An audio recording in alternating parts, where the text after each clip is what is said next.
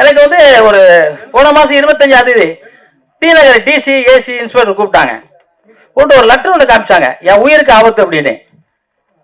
உயிருக்கு ஆபத்துன்னு சொல்றது யாரு? போலீஸ். பாதுகாக்க வேண்டியது யாரு? போலீஸ். ஆனா நான் சாவுறேன்னு பயப்படல. அவங்க சொன்னாங்க இது மாதிரி நீங்க வெளியே வராதிங்க அப்படின்னு சொன்னாங்க.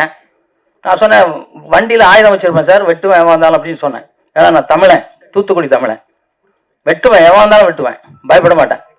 சொல்லுவாங்க. சொன்னாங்க இல்லை இல்லை நீங்கள் வெளியே வராதிங்க அப்படின்னு சொன்னாங்க. ஏன் நான் இந்த இடத்துல சொல்றேன்னா, அத்தனை பேரையும் என் டைரியில் எழுதி வச்சிருக்கேன். யார் யார் எனக்கு எதிர்ப்பு பண்றாங்களோ, யார் யார் என்னை கொலை பண்ண முயற்சி பண்ணாங்களோ அத்தனை பேரை எழுதி வச்சேன். ஒருவேளை எனக்கு எதனா ஆச்சுனாக்க, இன்னைக்கு வந்து வெளியூருக்கு ஷூட்டிங் போறதுக்கு கேன்சல் பண்ணிட்டு வந்த காரணம் எங்க அண்ணன் முன்னாடி திருமாவளவன் அண்ணன் மொழியில நான் சொல்லணும். ஒருவேளை ஆம்சாங் மாதிரி ஆயிடுச்சுன்னா, போட்டு தள்ளிட்டாங்கன்னா, அவ்வளோ ஈஸியாக போட்டுற முடியாது. இருந்தாலும் போட்டுட்டாங்கன்னா எல்லாம் அண்ணன் திருமாவளவன் டைரியில் எழுதி வச்சிருக்கேனே, உங்களுக்காகவே ஒன்று பார்சல் பண்ணி வச்சிருக்கேன்.